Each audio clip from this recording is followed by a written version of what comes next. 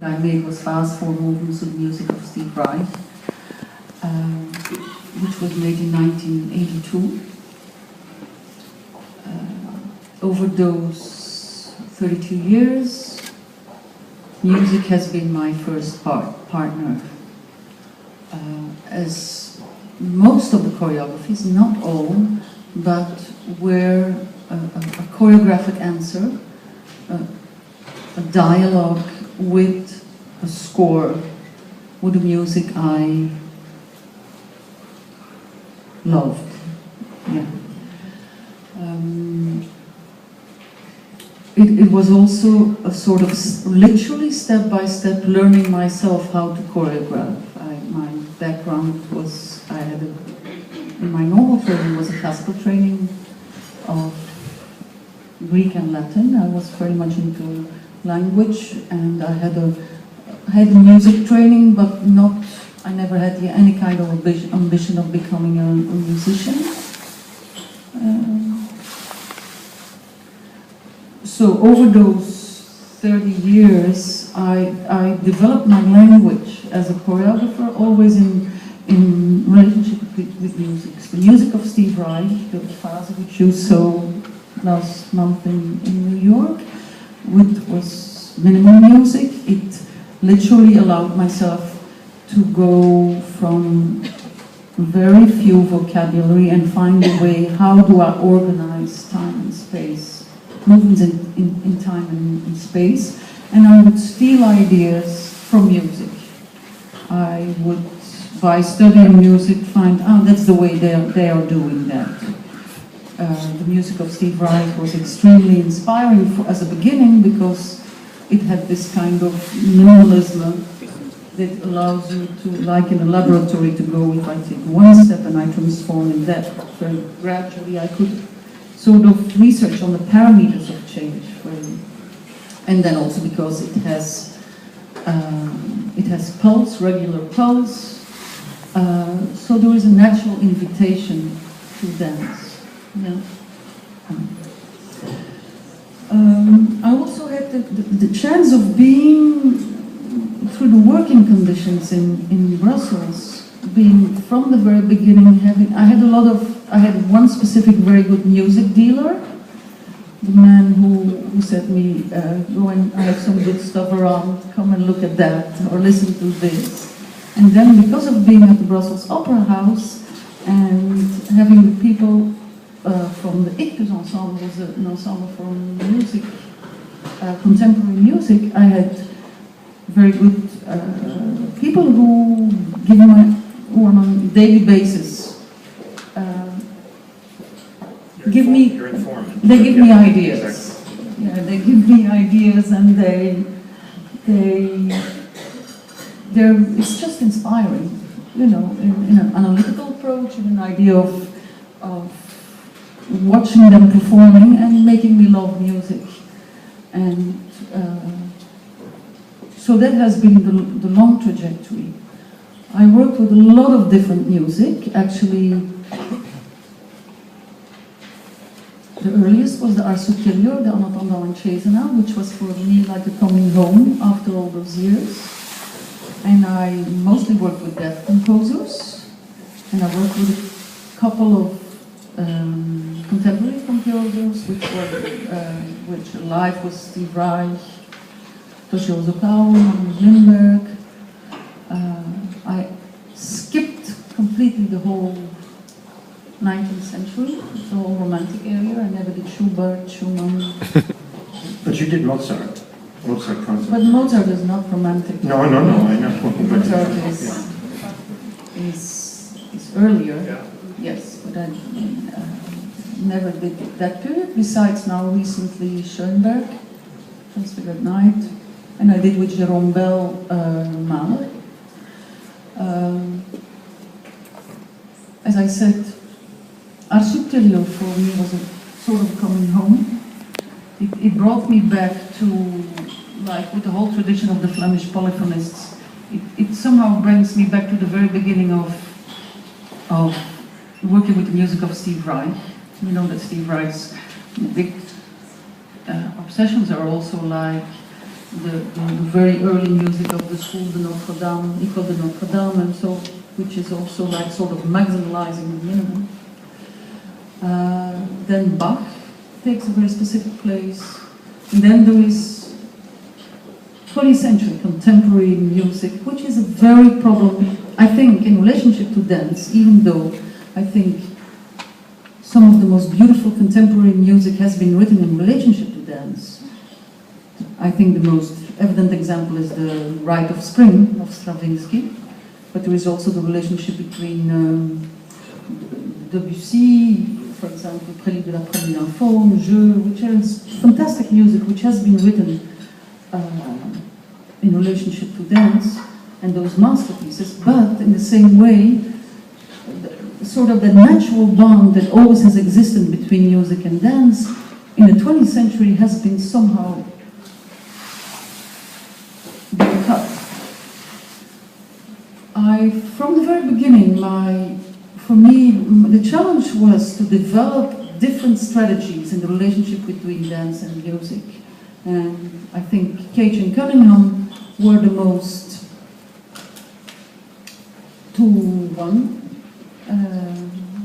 extreme, the most opposite of the relationship Mickey Mouse.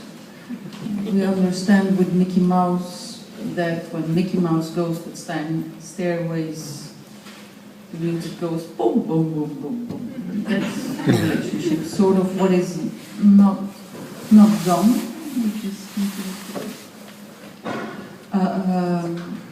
But a lot of the contemporary music, and fantastic contemporary music, has been with because of the absence of pulse, because harmony exploded, it makes it complicated and challenging to dance to. Okay. There is, of course, a whole other area of contemporary music, which is, of course, the history of pop music, which has still a very natural to dance, and now with electronics and technology coming in, it's even more, the dance music scene is huge. But the more classical, sophisticated, cultural, contemporary music is challenging. I've always, it's a little bit cheap to say I have a love-hate relationship with it. I sort of find it important that I choreograph to it because it's the music of our times. But it's challenging to find what are the ways to how to dance to it. And it is by for me, the discovering the Vortex Temporum was a combination of my dealer saying, Ictus is playing that piece, go to look at it, because I considered it as one of the seminal pieces, one of the most important pieces that has been written after World War II for chamber music. And then I discovered this music. First of all, I saw Ictus performing it live, and I was really struck by the physicality, the extreme concreteness of the music, the texture of the music, you know. That was, I also was sitting very close by, so I was impressed by the musical gesture. Needless to say that the very fact that the very title of this piece, Vortex, which is like the notion of spiral, was something that immediately triggered me, because geometrically in the organization of space in the last nearly 20 years I've been obsessed by circular and spiralic movement as the basic organization in natural forms.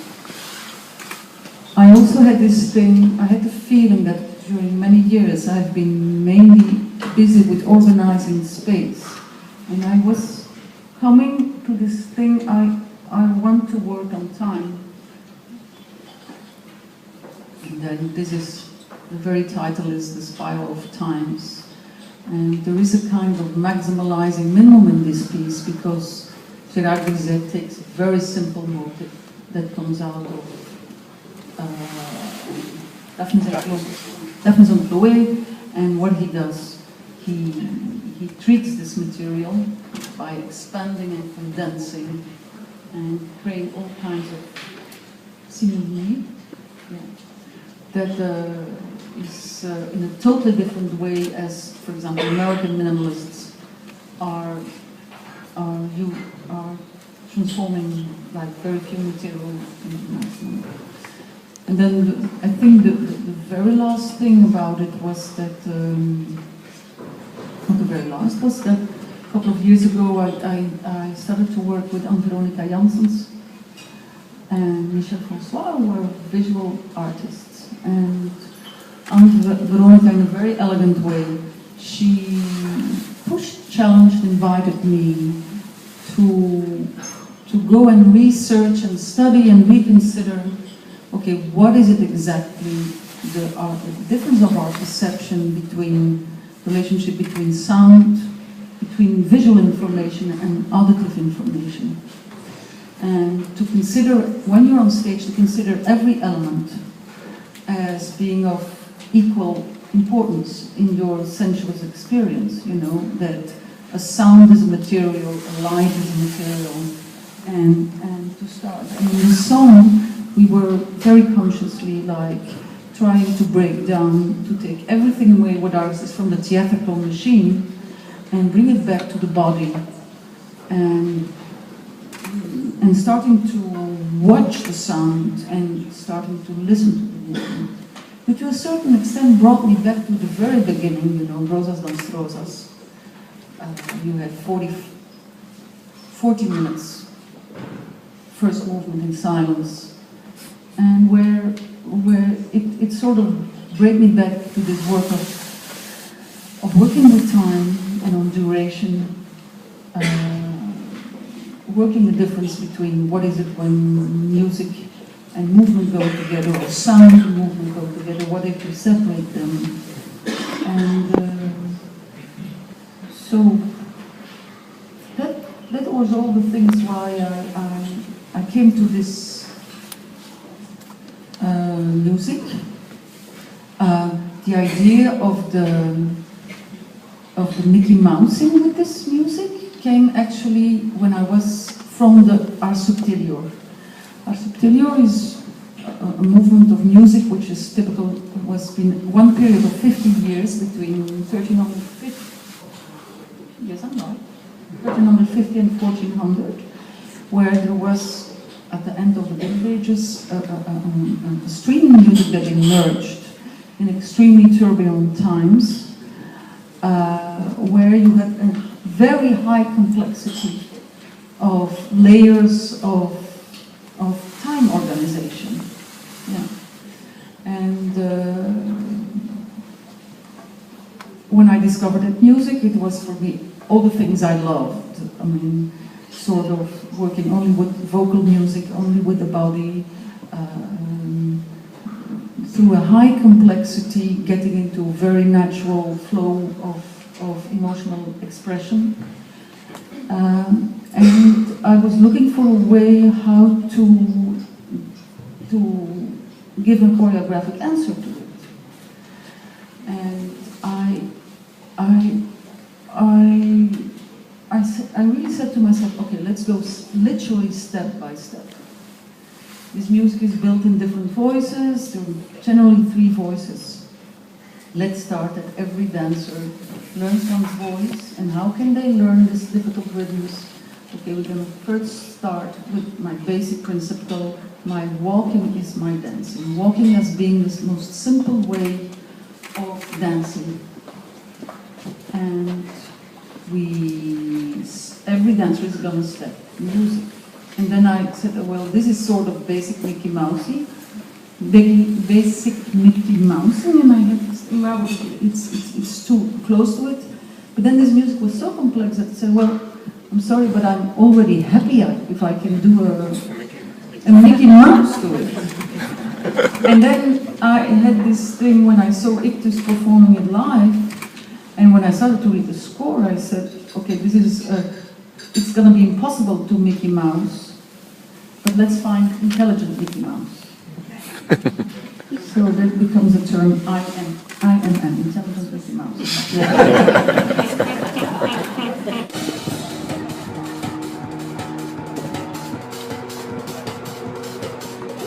My normal training was a classical training of Greek and Latin. I was very much into language, and I had music training, but I never had any kind of ambition of becoming a musician.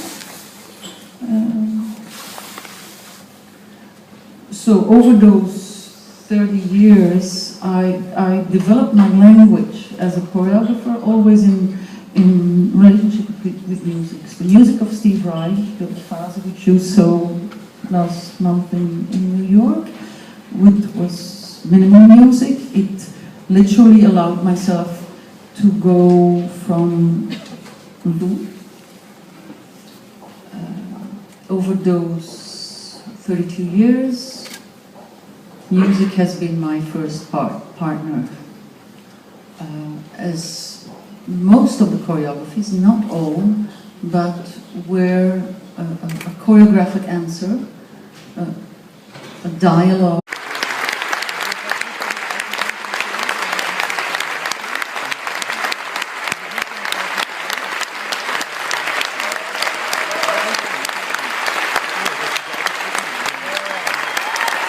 I made was fast 4 movements of music of Steve Reich, which was made in 1982 with a score, with the music I loved. Yeah. It was also a sort of literally step-by-step learning myself how to choreograph. My background was, I had a